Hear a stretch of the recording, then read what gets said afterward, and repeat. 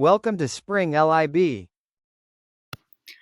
All right, so for this question, I first think it's important to sit down and think about or visualize how organisms do return nutrients and water to the environment. And these answer choices are worded in terms of a cycle.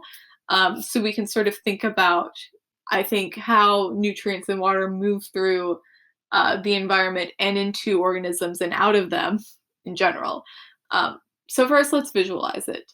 Organisms, receive water and nutrients from their environment if they're plants, or from consuming other organisms if they're animals or fungi. Um, Now, they can return those nutrients and water to the environment as a waste product while they're alive. Plants do something called transpiration, which is it's mentioned in one of our answer options here, and that is basically water movement through their body and then evaporation out of specialized regions on the plant itself. Um, and then another big one is actually death itself, that like dead organisms can decompose and release the nutrients inside of them out into the soil and the environment, or for scavengers to come along and get, or for fungi to grow on, etc. So now that we have sort of that cycle going, let's kind of go over what our answer choices are and think about which ones make more sense than the others, so we can start eliminating some. Because this question is a little tricky in its wording, so we need to be careful. So first we have abiotic and biotic is like the cycle. So these nutrients and the water is going between like an abiotic, like part of the environment, into a biotic one. Based on the visualization we formed, that one seems to fall in line.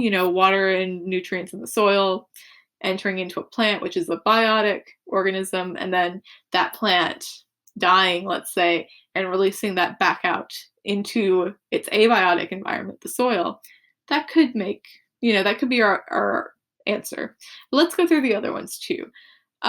Evaporation and transpiration is in line with the water cycle, but that's water being returned, and evaporation and transpiration don't really cycle between each other. Evaporation is what happens in bodies of water, and while evaporation occurs on the surface of plants like leaves and stuff like that, it's called transpiration.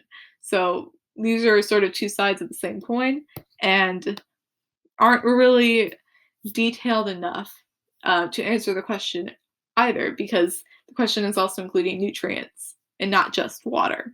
Flora and fauna as the cycling.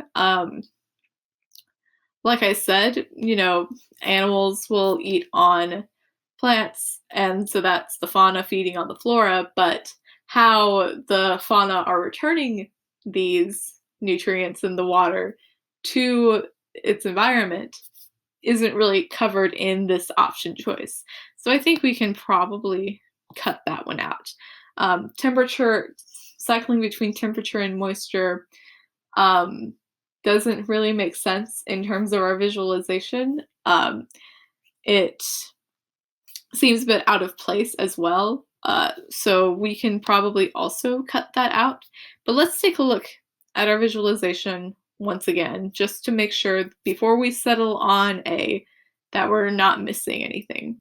So the sun and its radiation are sort of the abiotic factors, and they enter into, like with carbon dioxide, and the solar radiation enters into like plant cells, and photosynthesis happens. It converts it into chemical energy and oxygen. So oxygen comes out into the abiotic environment, but the plant is storing chemical energy in it.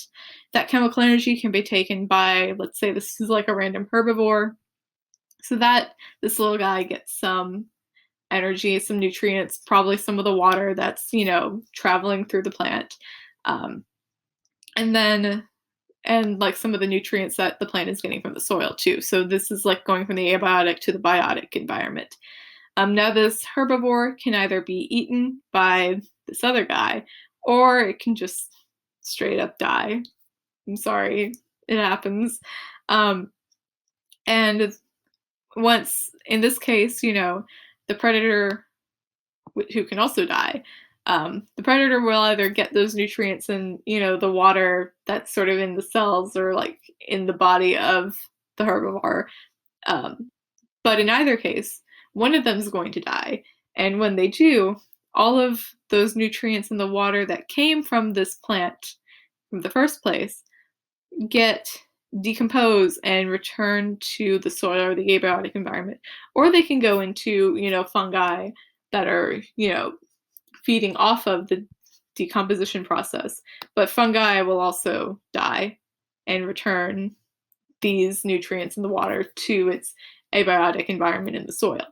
Um, and while this is specific to a terrestrial biome, it is sort of exemplary of the process as a whole.